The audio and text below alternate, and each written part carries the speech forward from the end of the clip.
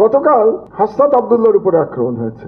হাসনাত আব্দুল্লাহ আমাদের এই বিপ্লবের নেতৃত্ব যারা দিয়েছে তরুণরা তাদের মধ্যে একজন, এবং হাসনাত আব্দুল্লাহর উপরে যেভাবে আক্রমণ গতকাল হয়েছে সেই একই প্রকৃতির আক্রমণ আমার বিরুদ্ধে 2018 সালে কুষ্টিয়ার আদালতে হয়েছিল। আমারটা আরো বড় আকারে হয়েছিল, সেটা আপনারা সবাই জানেন। আমি নিজের সম্পর্কে খুব বেশি কথা বলতে পছন্দ করি না, আমি ব্যক্তিগত বিষয় নিয়ে আলোচনা করি না বললেই চলে। তো হাসনাত আব্দুল্লাহর উপরে যারা আক্রমণ করেছে, যে ফ্যাসিস্টরা আক্রমণ করেছে, সেই একই ফ্যাসিস্টরা কিন্তু 2018 সালে আমার বিরুদ্ধে আদালত চত্বরে আক্রমণ করেছিল। সেদিন আমি প্রাণে বেঁচে গিয়েছিলাম। তো হাসনাত আব্দুল্লাহ তিনিও বেঁচে গেছেন গতকাল। তার মানে বোঝা যাচ্ছে যে ফ্যাসিস্ট শক্তি এখনো বাংলাদেশে আছে। তো এই ব্যর্থতা কাদের?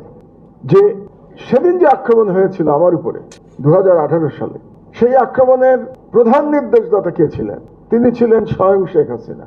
এবং কেন আমি বলছি, কিভাবে বলছি, তার প্রমাণটা একটু দিয়ে নিই আপনাদেরকে। যখন আমার উপরে আক্রমণ হচ্ছিল সেদিনও ঘটনা চক্রে আব্দুল্লাহ আমার সঙ্গে ছিলেন। তিনি লাইভ ফেসবুক করছিলেন আমার উপরে আক্রমণের সেই ছবি, যার জন্য সেটা এখনো আপনারা ইউটিউবে দেখতে পান, সেই আক্রমণের দৃশ্য। এবং আক্রমণ চলাকালীন তখন বিএনপি অফিসে, বিএনপির যে চেয়ারপারসনের অফিস গুলশানে, সেখানে সম্ভবত একটি তাদের দলীয় সভা চলছিল এবং সভায় সভাপতিত্ব করছিলেন দলটির মহাসচিব মির্জা ফখরুল আলমগীর। তো তাকে বলা হলো যে মাহমুদুর রহমানের জীবন বিপন্ন, আপনি একটি সরকারের সাথে কথা বলে দেখেন যে তাকে অন্তত বাঁচানো যায় কিনা। তিনি তৎকালীন সেই ফ্যাসিস্ট সরকারের স্বরাষ্ট্রমন্ত্রী আসাদুজ্জামান কামালকে ফোন করেছিলেন। ফোন করে তিনি যখন বললেন যে মাহমুদুর রহমানকে কি আপনারা মেরে ফেলবেন আজকে, তাকে তো বাঁচাতে হবে, আসাদুজ্জামান কামালের জবাব ছিল, এখানে আমার কিছু করার নেই, এটা উপরের নির্দেশ।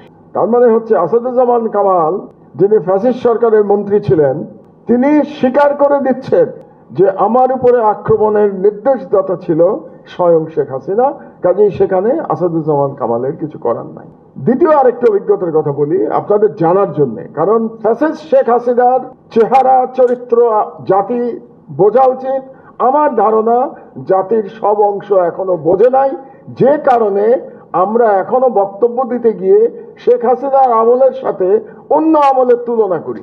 আমরা বলি যে অন্য আমলেও মিডিয়ার প্রতি আক্রমণ হয়েছে। এটা যখন বলি আমরা, তখন ফ্যাসিস্ট শেখ হাসিনাকে এক ধরনের লেজিটিমেসি দেই আমরা। এটা আমাদের স্মরণে রাখা দরকার। শেখ হাসিনার আমলের সঙ্গে কোনো আমলের তুলনা চলে না। এ ব্যাপারেও যদি আজও আমরা বুঝে না থাকি, তাহলে আমাদের শিক্ষার এখনো অনেক বাকি আছে, যে আশঙ্কা আসাদ ভাই ব্যক্ত করেছেন। তো শেখ হাসিনার আর একটা ঘটনা বলে রাখি আপনাদেরকে। আমার 39 দিন রিমান্ডের একটা পর্যায়ে শেষ দিন আমাকে ডিবিতে ডেকে নিয়ে যাওয়া হলো। আমি কিন্তু মাটিতে থাকতাম ডিবিতে, এবং ডিবির যে গারদে থাকতাম সেই গারদে 30-35 জন আমরা গাদাগাদি করে থাকতাম। তো সেখান থেকে শেষ দিন হঠাৎ রাত্রি 12টার দিকে আমার ডাক পড়লো যে আপনাকে ডিসিডিবি ডেকেছেন। তো আমি গেলাম। যাওয়ার পরে ডিসিডিবি আমাকে বললেন যে এর মধ্যে আমার কিন্তু আয়নাঘর দেখা হয়ে গেছে, র্যাবের আয়নাঘর ঘুরে এসেছি আমি। তিনি বললেন যে আপনি, স্যারই বললেন, এটা খুবই আশ্চর্যজনক, স্যার বলেই বললেন স্যার আপনি আমাদের উপরে হয়তো রাগ করেছেন আমাদের আচরণে, কিন্তু রাগ করবেন না, আমাদের উপরে যে নির্দেশ ছিল তার কিছুই আপনাকে আমি করি নাই। তো আমি বললাম কি নির্দেশ ছিল?